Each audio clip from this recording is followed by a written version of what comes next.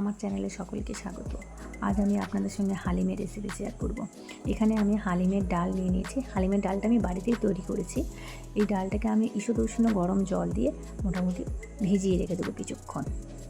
এরপরে আমি বেরেস্তা করার জন্য একটু পেঁয়াজ কেটে নেব, টমেটো কেটে নেব, ধনেপাতা, এগুলো সবগুলোকে আমি একে একে কেটে নেব। এবারে আমি কিছু গোটা গরম মশলা রেডি করে নিয়েছি। এবারে কড়াইটা গ্যাসে বসিয়ে দিয়ে কড়াইটা একটু গরম হলে আমি এখানে সর্ষের তেল দিয়ে দিলাম। এবারে গোটা গরম মশলা, তেজপাতা ফোড়ন দিলাম, দিয়ে এর মধ্যে আমি পেঁয়াজটা, কাঁচা লঙ্কা এগুলোকে একটু হালকা ভাজা ভাজা করব। এদিকে ভাজা ভাজাটা হতে যাক, আমি ততক্ষণ চিকেন কিমাটাকে একটু ম্যারিনেট করে নিই। ম্যারিনেটের জন্য আমি একটু হলুদ আর একটু লঙ্কা আর একটু লবণ দিয়ে এটাকে মেখে রাখবো কিছুক্ষণ। যদি আপনারা একটু চটপটা স্বাদ পছন্দ করেন তাহলে একটু গোলমরিচও দিতে পারেন। এখানে আমি একটু দিলাম। এবার এটাকে একটু মেখে নেব। ওদিকে পেঁয়াজটা ভাজা ভাজা হয়ে গেলে ওর মধ্যে চিকেনটাকে দিয়ে একটু নেড়েচেড়ে একটু সামান্য জল দিয়ে সিদ্ধ হতে দেবো।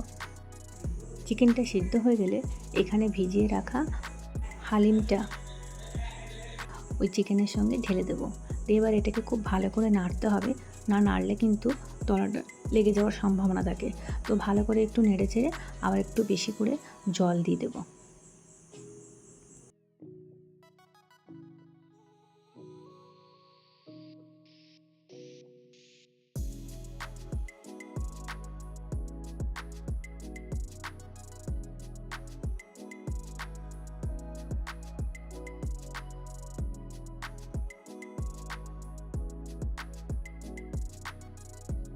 এখানে হালিমগুলো দেখলাম ভালো সিদ্ধ হয়নি, তাই আমি আবারও একটু গরম জল দিলাম। এবার এখানে হালিম মিক্সড যে পাউডার থাকে মশলা, সেই মশলাটাকে আমি একটু অ্যাড করলাম। এতে টেস্টটা আরও সুন্দর হয়। এবার এটাকে ভালো করে নেড়ে চেড়ে দেখলাম যে মোটামুটি ডালগুলো সিদ্ধ হয়ে গেছে এবং গাঢ় হয়ে গেছে। কিন্তু এই গাঢ় অবস্থায় কিন্তু খুব বেশি জোরে ফ্লেম দেবেন না, তাতে কিন্তু তলাটা ধরে যাবে।